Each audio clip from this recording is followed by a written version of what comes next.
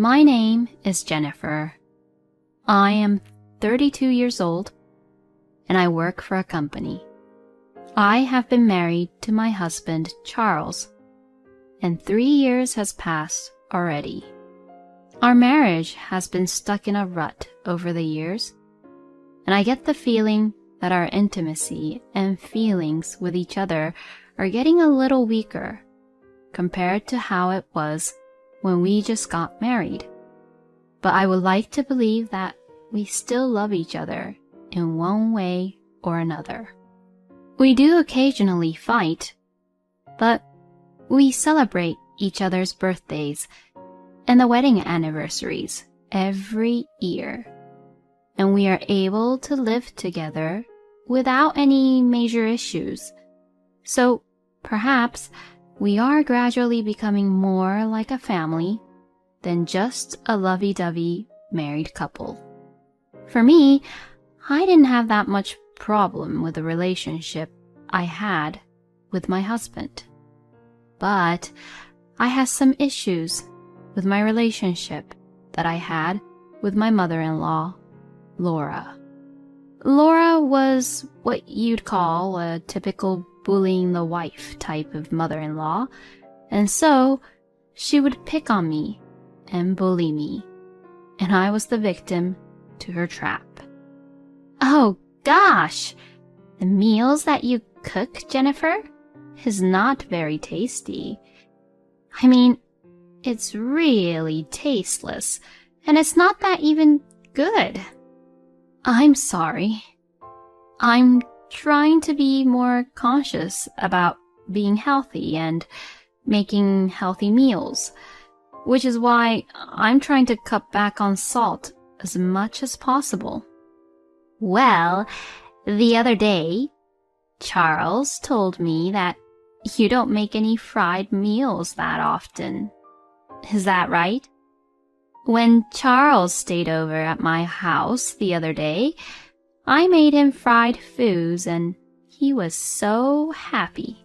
You know, Charles was saying that there was no fried food or any meals with fried food at all back at his house while he was eating what I cooked for him. You have to make what your husband wants, okay? Are you sure you're not just being really immature and saying things like how you're afraid of the oil when you fry the food? No, that's not what I mean at all. Well, I will try to make them from now on. The reason I don't make any fried foods is because my husband's numbers and the result of the annual medical checkup which he gets aren't really good numbers. And that's also another reason why I'm cutting back on salt. I'm trying to take really good care of my husband's health, but as his own mother, Laura's just interfering with what I'm trying to do. These thoughts came to my mind as I was really irritated by Laura and everything she says to me, but if I tried to say something like that to her, she would get really furious. So I had no choice but to reply without arguing back to Laura and just shrug it off.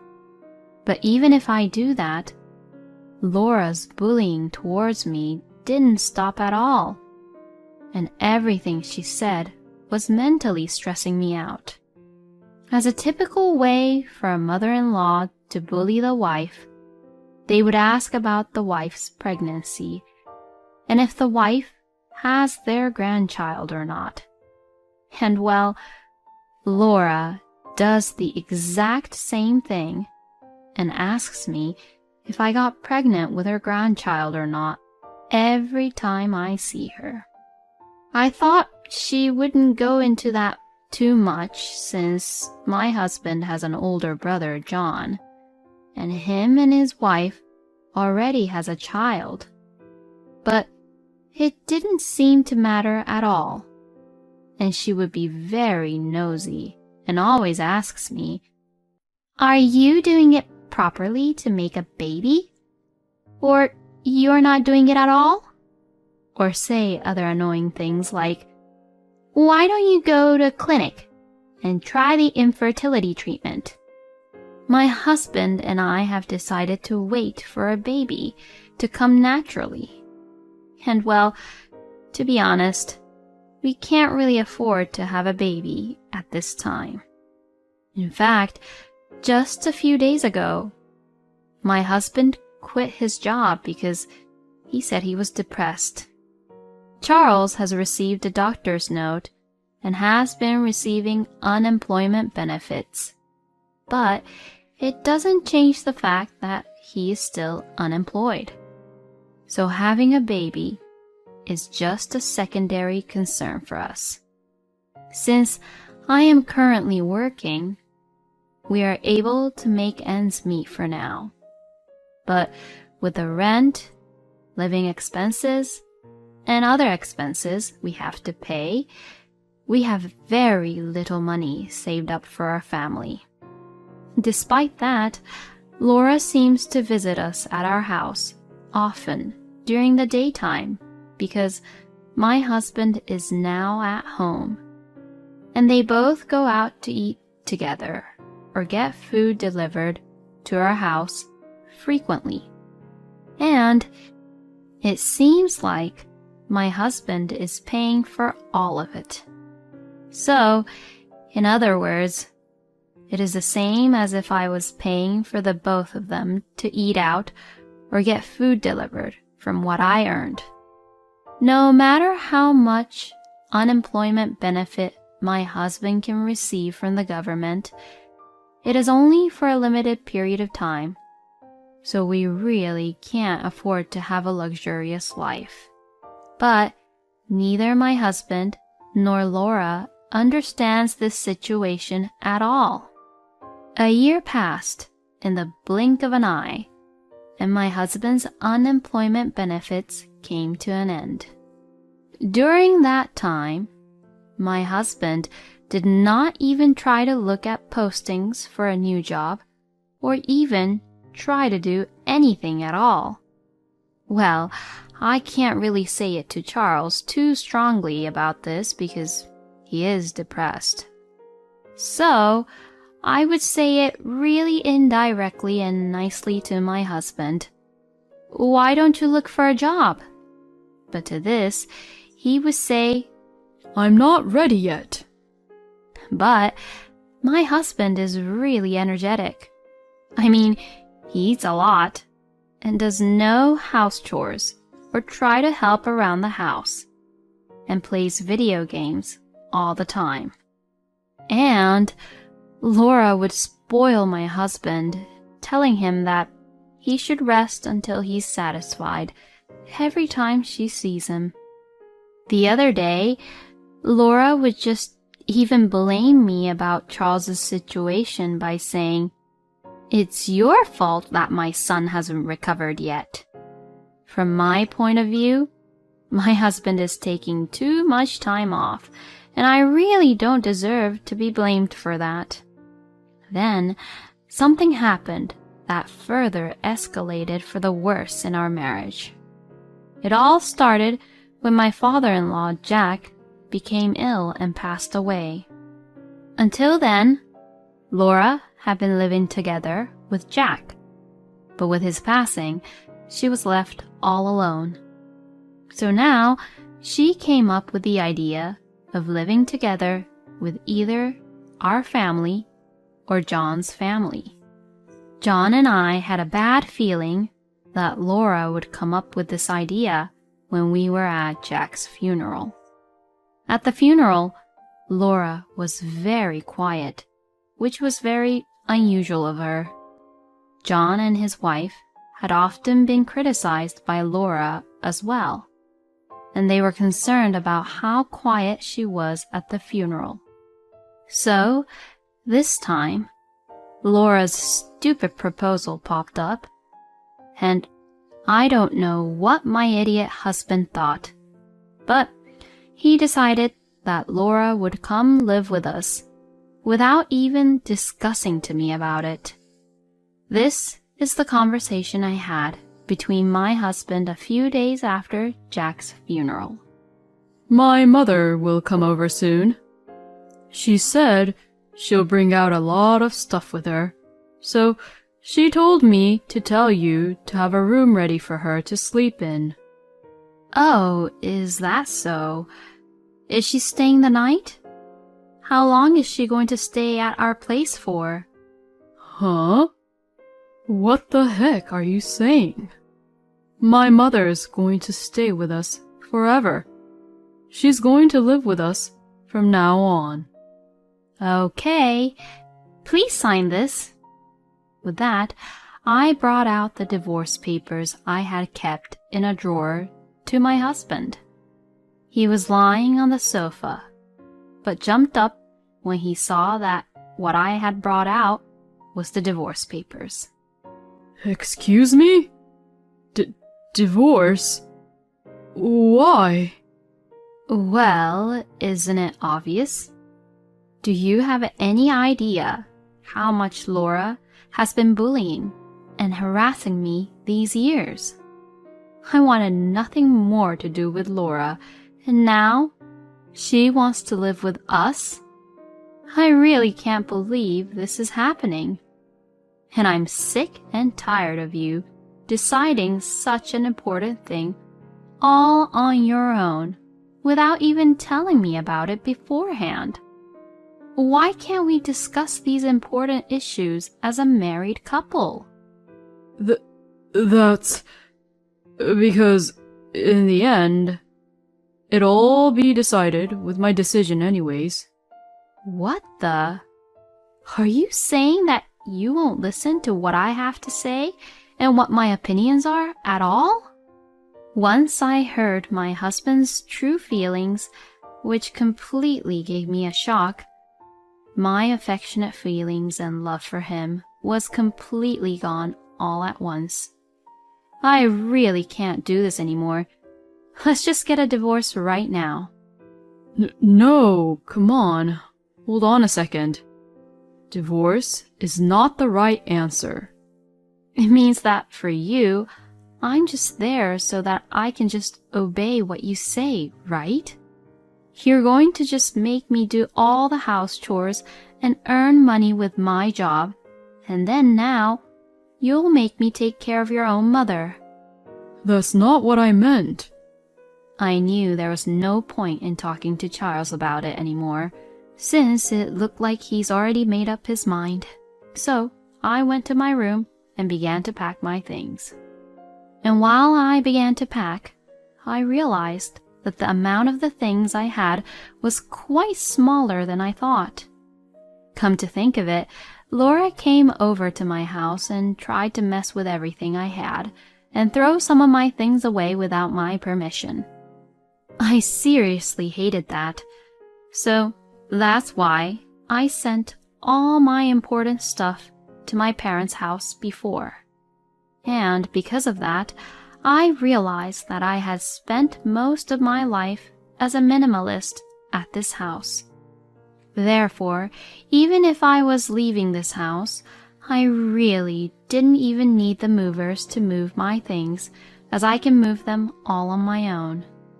I could just pack my clothes in my duffel bag, and I would only need one cardboard box for cooking utensils and other things. I put the pans and pots and the utensils in the empty cardboard box. And my husband was looking at me with a panicked look on his face. Are you really going to leave? Well, yes, of course. Please think it over.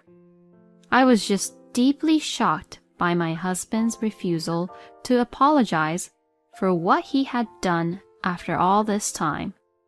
So I just shoved my belongings into the car and left the house and headed for my parents' house.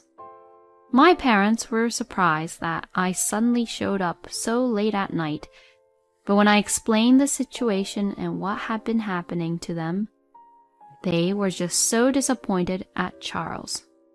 Hearing what had happened, my father said, You should just leave him. which made me feel a little better. I didn't want to talk to my husband when he called me that day, so I turned off my phone and just got into my bed. Thank God I had the next 2 days off, since it was the weekend. It's really difficult to work in such a state of mind.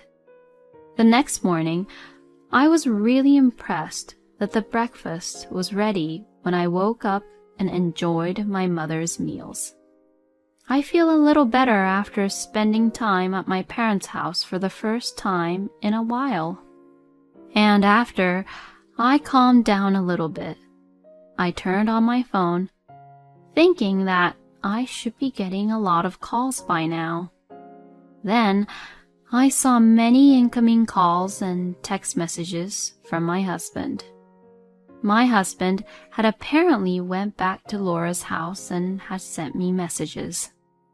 I'm currently at my mother's house. I'm helping her pack her things. When you said divorce, you were just being really emotional, so that's why you just lashed out talking about divorce, right? Well, I forgive you now. So just come home soon. My mother also says that there's no way a wife should leave her husband and leave the house like that. Oh, and just to let you know, I tore up the divorce papers. Well, you can stay at your parents' house for a couple of days, so get yourself together quickly and come home soon. What the hell? Why did Charles tore up the divorce papers without my permission? I really can't believe him. I was so angry that I replied back to Charles as if I was already dealing with a complete stranger. For your information, I am not being emotional, and I am being logical here. The reason I want to divorce you is not just the fact that you said we were living together with Laura. First of all, you quit your job without even telling me. And after that, you did not look for any jobs at all and just stayed at home, relaxing around. And you did no house chores or even tried to help around the house at all. I can already hear your excuse saying that it was because you were depressed, but I know that it's not true, you know. The other day, I happened to meet a colleague of yours. You remember Bill, who was at our wedding, right? Well, he said that the reason you quit was because you had an argument with your boss.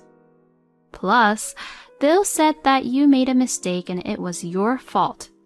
But you went against your boss, who was angry with you for the mistake you made on your own, huh? And yet, you took advantage of the company's strict compliance rules and you lied, claiming you were receiving power harassment by your boss, and then went to the hospital to get the doctor's note to show that you were depressed. What a low-life scumbag you are. Who would want to stay married to such a person like you? I will send you the divorce papers later on, so please make sure you check it and sign them this time. If you don't sign the papers, I will lawyer up and sue you so we can fight in court. It's so refreshing to say all the things I wanted to say to my husband finally. After sending this message, my husband stopped responding to me at all.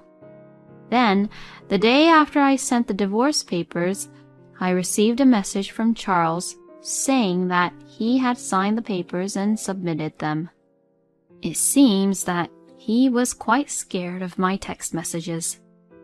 I replied, "Please don't ever contact me again," and blocked Charles's number. As for my ex-husband after that, John told me all about the details. He said that my ex-husband was evicted from his house because he couldn't pay the rent after I left.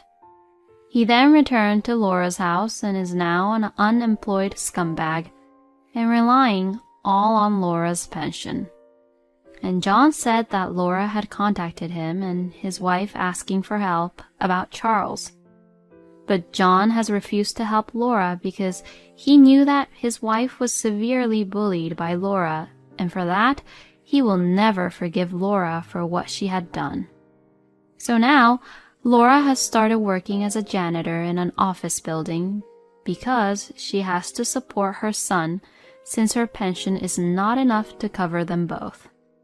As for Charles, he really couldn't get back into the society and work properly in a company.